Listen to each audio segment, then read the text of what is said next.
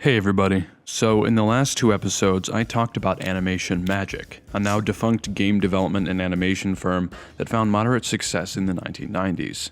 In the end, Animation Magic simply wasn't able to survive in the increasingly competitive gaming market of the early 2000s. People love trying to one-up each other and best others in competition, and this drives the gaming industry's competitive nature, alongside many other industries as well. But very often, the competitions people find themselves in can quickly boil over into all-out war. It seems like it's pretty much human nature to start conflicts over small things that usually aren't worth starting conflicts over. Console wars, format wars, cola wars, it's almost as if any time there's more than one person or group involved in some new and potentially profitable development, they're bound to start brawling, with usually disastrous results. But what if I told you that in the field of paleontology, the art and science of digging up things that have been buried for several million years, there were two individuals so motivated by their desire to dig up more than each other that they would start a war of their own? In this KRB mini-episode, by popular request, let's recount the strange tale of the Bone Wars.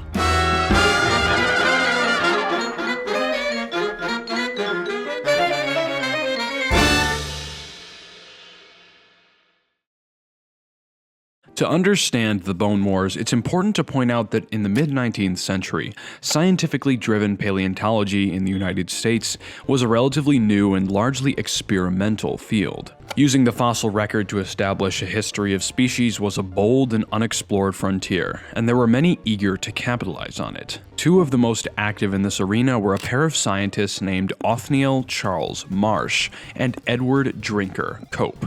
And these were two men who took their dinosaur bones very seriously. And yes, those were their actual names. The two had relatively disparate beginnings. Marsh was born in 1831 to a poor New York farming family, but through financial assistance from a wealthy uncle, he eventually attended a number of universities and made a name for himself in the natural sciences. Cope was born in 1840 to a wealthy Pennsylvania Quaker family, and soon found himself undertaking similar pursuits to Marsh. Their first meeting, interestingly enough, was amiable. Cope and Marsh met abroad in Germany, became acquaintances, and even named dinosaurs after each other, which, if you're a paleontologist, is probably pretty neat. Cope was even friendly enough to show Marsh around his proverbial secret fishing spot, a marl pit in New Jersey where he had been paying miners to send him samples of fossils if they were found. But it was at this point, in 1868, that two events would set the Bone Wars into motion. The first of these was an underhanded move by Marsh. Deciding to capitalize on the fossil site Cope had already discovered, Marsh simply paid the miners more than Cope had already been paying to send the fossils to him instead. Cope, upon finding out, was understandably quite pissed off. But a second slight against him would seal the deal. That same year, Cope had reconstructed the skeleton of an aquatic dinosaur he called Elasmosaurus, but Marsh was quick to point out that Cope had stuck the head onto the wrong end of the dinosaur entirely. Now, I do somewhat understand how that mistake could have been made, considering how funky this thing looks, but that didn't change the fact that Cope was even more outraged by this humiliation, and from this point onward, the two were bitter enemies. Each scientist decided the best way to prove their superiority was simply to find and document more fossils than the other. And they had chosen an excellent place and time, as countless fossil deposits and bone beds were being discovered in the American West right around this period. Cope had been digging for quite a bit longer, and by 1872 he was heading an expedition by the U.S. Geological Survey with government funding. Although Marsh preferred to stay back in the east, he sent countless expeditions of his own to the western bone beds in the hope of slowing Cope's progress and finding fossils of his own. After discovering fossil evidence in Dakota Territory, Marsh attempted to broker a deal with Oglala leader Red Cloud, although he would soon back out on the agreement, taking the money, or in this case, the bones, and running. During this period, a number of renowned species were discovered and published in scientific journals, but to the two men this was only a side effect. All that mattered was who was the better paleontologist, or more accurately, who could find the most bones the quickest.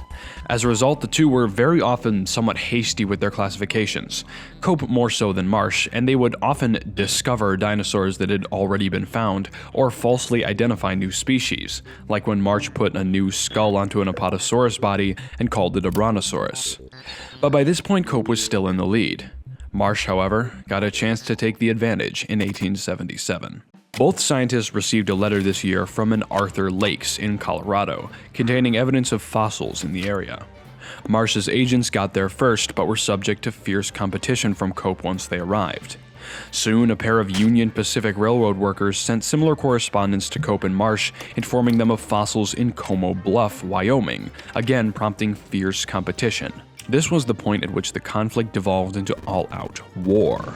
Both Cope and Marsh ordered their workers to steal from the other sites, destroy leftover fossils to prevent the competition from getting at themselves, and even sabotage the opposing digs in an effort to slow them down. Although these digs produced countless more fossils, including Stegosaurus, Apatosaurus, and Allosaurus, they were beginning to damage the paleontological community as a whole.